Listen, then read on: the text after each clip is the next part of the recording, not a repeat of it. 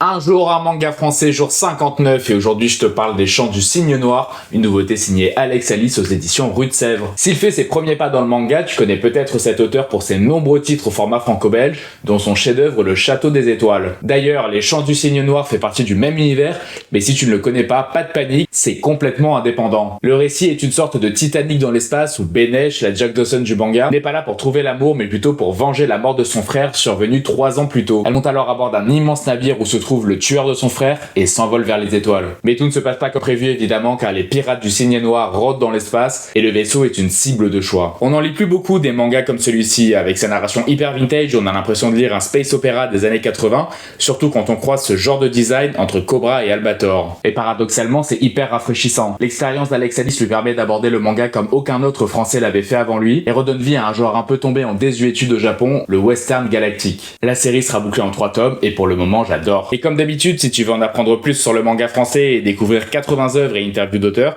tu peux commander mon livre 30 ans de manga français en cliquant sur le lien en bio.